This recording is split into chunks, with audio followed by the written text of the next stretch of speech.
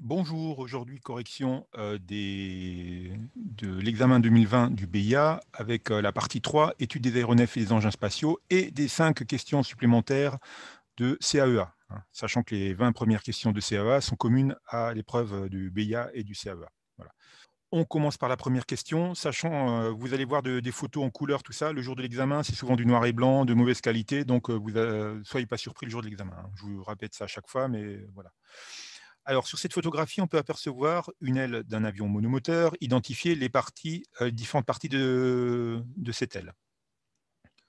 Alors, on a donc le bord d'attaque. Donc, on voit 1, 2, 3, 4, 5. Donc, on a 5 chiffres. Et on a donc bord d'attaque, extrado, aileron, volet, saumon. Et il faut trouver les bons. D'accord. Donc, déjà, on voit que le 5, c'est côté saumon et que à l'autre bout, on est à l'emplanture. D'accord. Donc, on va éliminer la D. D'accord. Ensuite, on regarde, donc on voit bien que l'extrado, il est au-dessus, d'accord? Donc c'est le 2. Donc oui, la D correspond toujours pas. Et donc le bord d'attaque, il est devant, c'est le 1.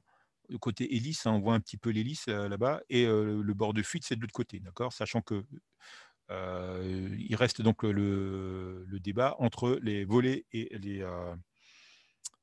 les ailerons, d'accord. Et donc le volet est toujours à l'intérieur, hein, c'est celui sur lequel il faut faire attention là. Donc vous voyez donc c'est je pense que c'est un TB9 ou peut-être un TB20, TB10 ou TB1. Vous avez donc un marchepied et il faut faire attention à ne pas toucher les volets quand on rentre et quand on monte sur l'aile pour rentrer dans l'avion.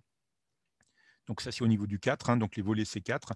Et 3, c'est les ailerons. Donc forcément, les ailerons, leur rôle, comme ils sont différentiels, c'est de faire basculer l'avion. Et pour le faire le mieux basculer possible, il faut qu'il soit à l'extrémité de l'avion, d'accord? Donc le plus loin possible pour qu'ils aient le plus grand bras de levier. Voilà. Donc c'est la réponse alpha, un bord d'attaque, 2 extrado, 3 ailerons, 4 volets et 5 saumons. Voilà. Et plus d'infos sur le briefing Papa 08. Ensuite, sur question 2. Sur cette photographie, on aperçoit la structure du fuselage d'un rallye. 1 et 2 correspondent à. Alors, 1 et 2, on a du mal à voir. 1, c'est ici, d'accord. 2, c'est là. Voilà. Et donc, là, on voit clairement un cadre. Et là, on voit une lisse, hein. Ce ne sont pas des longerons, quoi. Les longerons, c'est dans les ailes, d'accord. Et donc là, c'est réponse delta, 1 cadre, 2 lisse. Et plus d'infos sur le briefing ECO 18. Ensuite, question 3.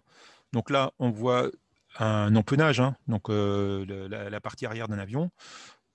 Donc, il faut identifier de nouveau les différentes parties de l'appareil. Donc 3, on voit que c'est la gouverne de direction, d'accord.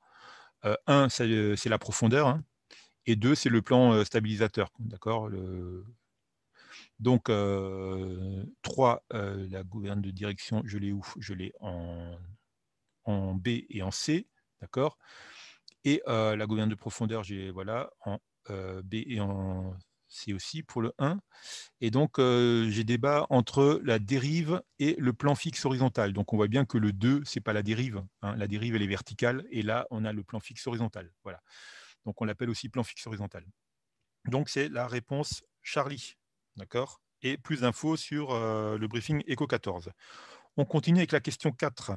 Un avion possède des réservoirs de carburant en bout d'aile. Lorsqu'il est au sol, le remplissage de ces réservoirs a pour conséquence une traction de l'intrado et de l'extrado, une compression de l'extrado et une traction de l'intrado, une compression de l'intrado et de l'extrado, une traction de l'extrado et une compression de l'intrado. Alors, qu'est-ce qui se passe? Donc, l'avion est au sol, d'accord. Donc, on a le réservoir qui est plein, d'accord. Et donc, ça va tirer vers le bas, d'accord. Ça va tirer vers le bas. Et donc, les fibres, elles vont s'écarter au-dessus sur la partie extrado. Et elles vont se tirer, d'accord. Et elles vont se comprimer à la partie intrado. Donc, c'est la réponse delta, d'accord. Une traction de l'extrado et une compression de l'intrado. Plus d'infos sur la vidéo ou le briefing ECO 17. Ensuite, la question 5, de nouveau une photo. Beaucoup de photos dans cette épreuve de 2020 de partie 3. Alors, sur la photo ci-après, l'avion possède un train classique, tricycle, caréné, rentrant.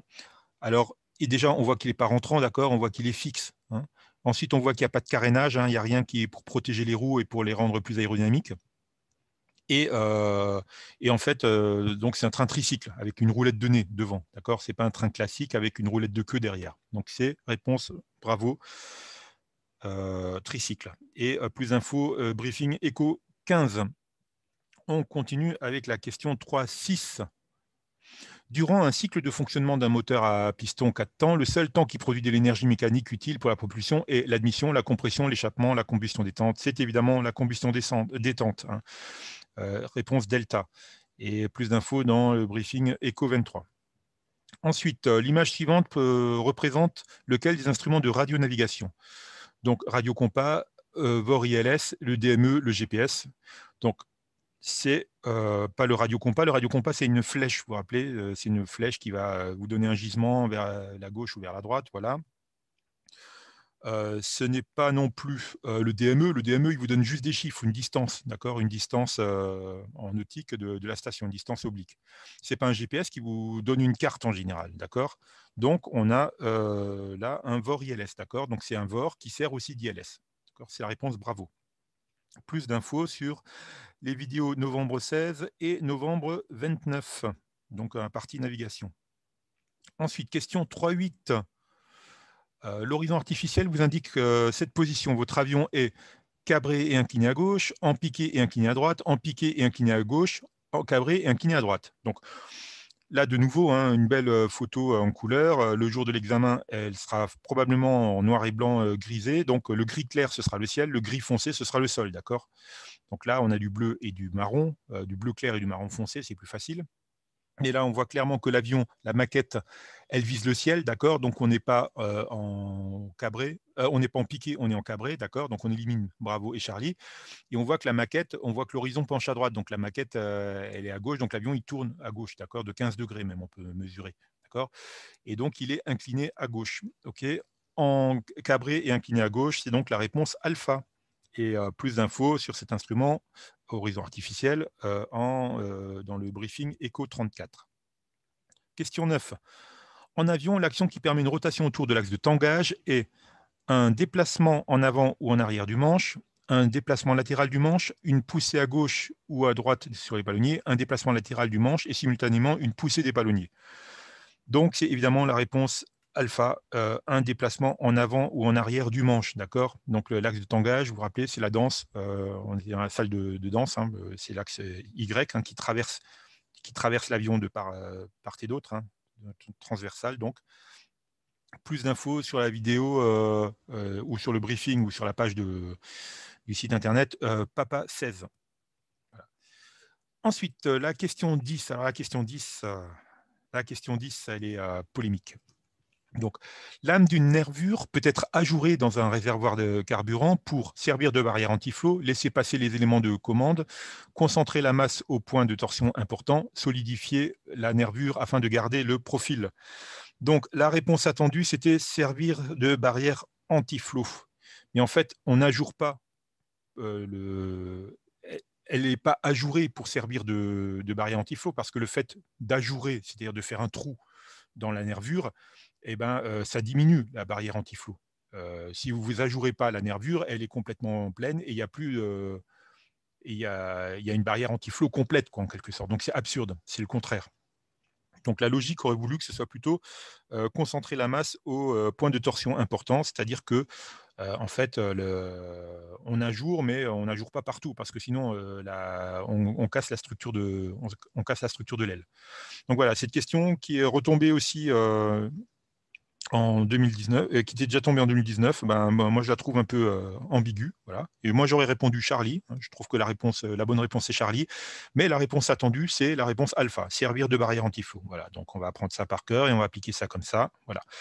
C'est plus d'infos sur Eco 18, hein, le briefing Eco 18, et sinon sur Internet, sur le site, l'excellent site L'Avionnaire, hein, dont je vous ai déjà parlé dans pas mal de vidéos.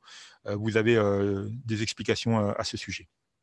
Question 3.11. Un empennage dit canard remplace les ailerons, est situé à l'avant de l'avion, est synonyme d'un empennage en V, est situé à l'arrière de l'avion. Donc, c'est évidemment réponse bravo est situé à l'avant de l'avion, d'accord? C'est le contraire d'un empennage classique, d'accord? Et c'est pas synonyme d'un empennage en V. En V, c'est papillon, d'accord? C'est pas canard, papillon, voilà. Ils essayent de vous embrouiller avec ça. Donc, réponse bravo et plus d'infos en Papa 11. Ensuite, un train classique est constitué d'un train principal et d'une roulette de queue, d'un train principal et d'une roulette de nez, un train monotrace et deux balancines, un diabolo avant et deux roulettes arrière. C'est évidemment un train principal et une roulette de queue. Classique, c'est ce qu'on avait dans le temps, c'est les vieux avions, hein, c'est classique. C'est donc une roulette de queue, sachant que les avions modernes, maintenant, c'est un train tricycle, d'accord, avec une roulette de nez qui peut être diabolo ou une seule roulette, une roue simple isolée, et puis on peut avoir des chariots, enfin bon, on peut avoir plein de choses, des bogies, voilà. Alors, pour un avion, question 13, pour un avion, alors oui, pour la 12, si vous voulez plus d'infos, c'est Eco 15. Alors, pour la 13, de nouveau polémique cette question. Pour un avion en bois étoile moderne, seules les ailes sont en bois recouvertes de toile, les longerons d'ailes sont en bois et les nervures en alliage d'aluminium, toute la structure est en bois recouverte de toile, le fuselage est en bois entoilé et l'aile en alliage métallique. Donc la réponse qu'ils attendaient, qu'ils voulaient, c'était toute la structure est en bois recouverte de toile.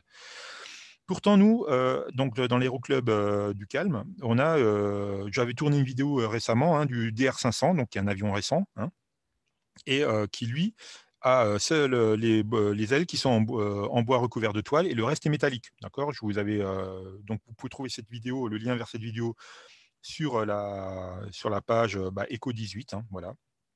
Et donc, moi, j'aurais répondu Alpha, mais la réponse attendue, c'est la réponse Charlie.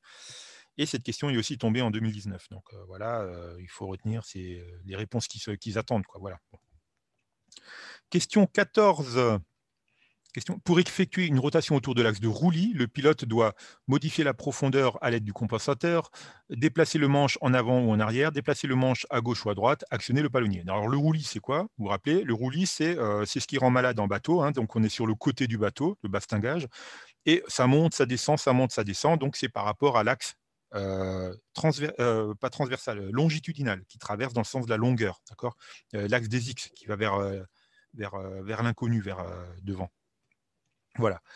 Et donc, ça monte, ça descend autour de cet axe-là, d'accord. Donc ça, c'est pour se repérer. Et donc, comment on fait pour bouger sur cet axe? On déplace le manche à gauche et à droite. Réponse Charlie. Plus d'infos sur le briefing Papa 15.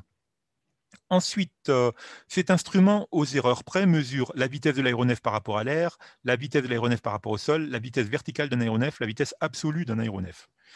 Alors, c'est évidemment la vitesse de l'aéronef par rapport à l'air, d'accord? Donc, c'est la vitesse propre de l'avion dans sa masse d'air, d'accord? C'est pas par rapport au sol, parce que le sol, si vous êtes dans une masse d'air qui est en train de bouger, vous ne savez pas à quelle vitesse, l'instrument ne peut pas savoir à quelle vitesse il est par rapport au sol, vu que le tube pitot, c'est par rapport à la masse d'air, l'information qu'il vous donne, d'accord?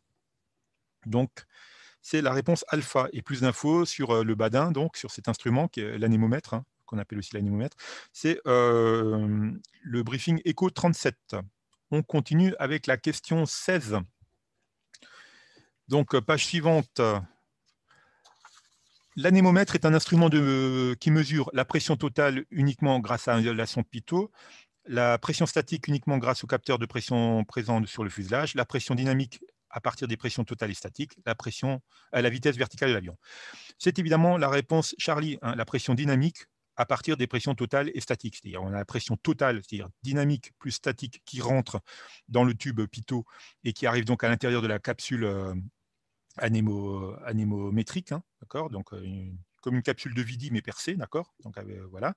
Et tout ça, cet instrument, il baigne dans la pression dans la pression statique, d'accord, qui est la pression qui est donc plus faible quand on est à altitude. Et donc ça donne la différence donne la pression dynamique, voilà, qui nous permet donc de déduire la vitesse, d'accord, vu que pression dynamique c'est un demi d'euro fois la vitesse au carré.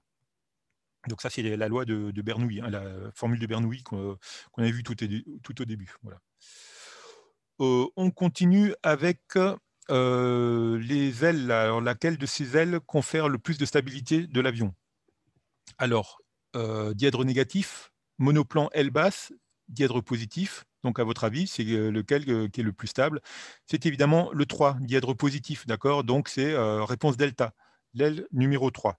Donc, on retient que les ailes qui montent comme ça, c'est comme les avions de ligne, d'accord? Les avions de ligne, ça, c'est bien stable, c'est pour éviter que papy, mamie, quand ils partent en vacances au soleil, eh ben, qu'ils soient malades dans l'avion.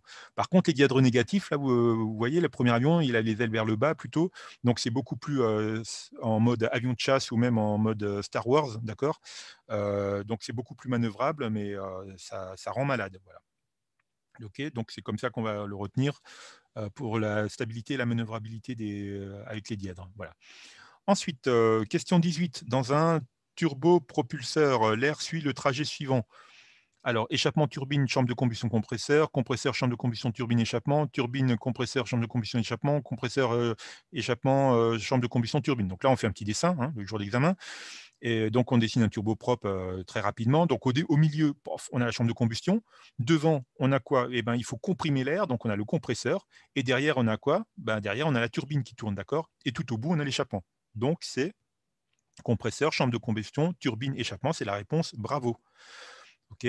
Ensuite, un autogire est un petit hélicoptère, est un drone, peut décoller verticalement et effectuer un vol stationnaire, est équipé d'une hélice entraînée par le moteur et d'un rotor entraîné par le vent relatif. C'est évidemment une hélice entraînée par le moteur et d'un rotor entraîné par le vent relatif. D'accord? C'est pas un petit hélicoptère, un autogire, parce que le rotor, la voilure tournante, elle est libre. D'accord? Voilà. Donc, c'est réponse delta.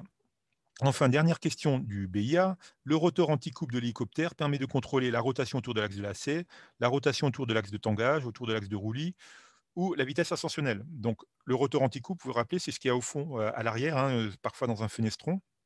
C'est ce qui permet d'éviter que les pales du rotor de l'hélicoptère tournent dans un sens et que l'hélicoptère il tourne dans l'autre sens. D'accord? Donc, pour l'empêcher de tourner dans l'autre sens, l'hélicoptère, pour que ce soit juste les pales qui tournent, eh ben, on a déjà ce rotor anti-couple qui tourne.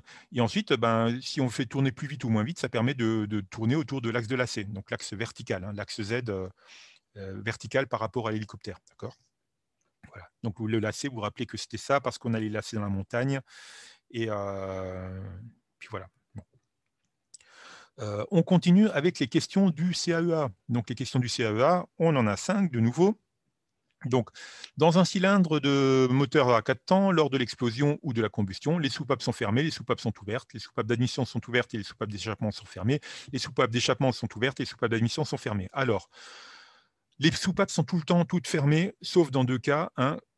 Dans l'admission, il y a la soupape d'admission qui est ouverte et dans l'échappement, il y a les soupapes d'échappement qui sont ouvertes. Voilà. Tout le reste du temps, c'est fermé. On n'a pas d'explosion, on ne va pas avoir de combustion s'il y a une soupape qui est ouverte parce que le gaz va s'échapper par là. D'accord. Donc, dans la réponse 21, c'est les soupapes sont fermées. Elles sont fermées toujours. D'accord. Voilà. Ensuite, question 22. Parmi les dispositifs suivants sans S, lequel est un destructeur de portance? Les becs de bord d'attaque, les volets à fente, les spoilers, les volets Fowler. Alors, un destructeur de portance, ce sont les spoilers, d'accord? On détruit la portance, on spoil la portance, voilà. Donc les becs, c'est un dispositif hyper sustentateur, hein, donc qui augmente la sustentation. Les volets à fente et les volets Fowler aussi, ce sont des volets, donc dispositifs hyper sustentateurs aussi. D'accord. On aurait pu vous embrouiller en mettant des aérofreins dedans. Les aérofreins, leur but, c'est pas de détruire la portance, c'est de freiner. Hein, d'accord. On l'avait vu dans une autre question, ça avant. Alors, en aérodynamique. La plupart des moteurs d'avion est équipés d'un système de double allumage qui a pour but principal d'améliorer la combustion et d'augmenter la sécurité en vol, de réguler la consommation électrique, de réduire la consommation de carburant, de diminuer l'usure des bougies. C'est évidemment la réponse alpha, d'améliorer la combustion et d'augmenter la sécurité en vol. Si jamais on a une bougie qui est perlée, qui tombe en panne, eh ben, on a la deuxième qui permet quand même de continuer à avoir l'allumage et l'explosion du mélange. D'accord. Et en plus, la combustion elle est meilleure parce qu'on a 2 étincelles qui se font dans la chambre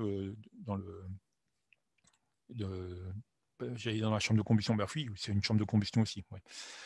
Alors, ensuite, dans le cylindre. Voilà. Dans un avion Lorsqu'un avion est en montée, la diminution de la densité de l'air aura tendance à enrichir le mélange, provoquer un givrage carburateur, augmenter la puissance utile, appauvrir le mélange. Alors, on est en train de monter en altitude, d'accord? Donc, on va avoir moins d'air, mais on va toujours mettre autant de carburant. Donc, on avait par exemple 1 gramme d'essence et, allez, on va dire 10 grammes d'air.